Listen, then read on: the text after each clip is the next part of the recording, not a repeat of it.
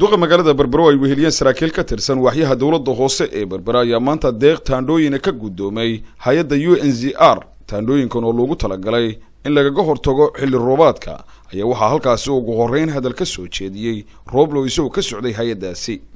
Rahmaan Rahiim maanta ay tahay 15kii bishii koowaad maalin Khamiis ah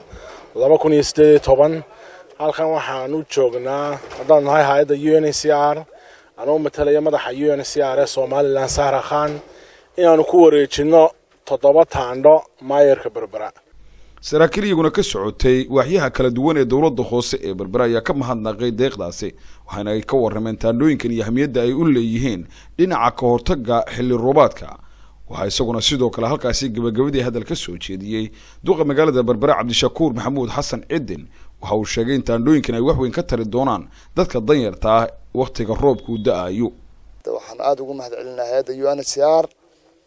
oo runtii maamulo fara badan ay isaga dambeeyeen laakiin gabadha imika Sahra Khan aan aad ugu mahadcelino 7 teendho markaanu naano 7 teendho macnaheedu waa wax yar laakiin waxay gundhigu tahay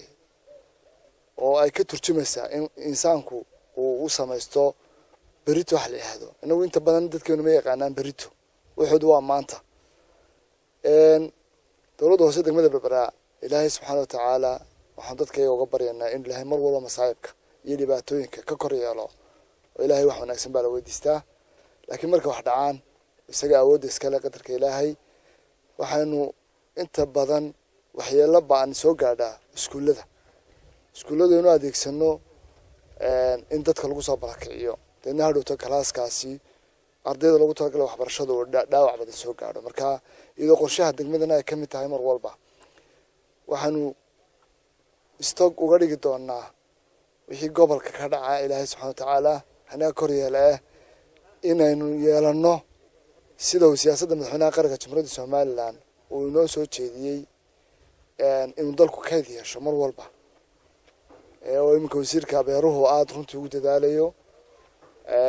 hangaro loo sameeyo lagu kaydiyo wixii noo soo go'ay wixii la nasiyaba sida awgeed bay degmada Berbera u diyaar garoobaysaa iyaduna inay stock ay samayso iyana heer degma ah oo halka fogintaana halka dhow laga soo qaadi karo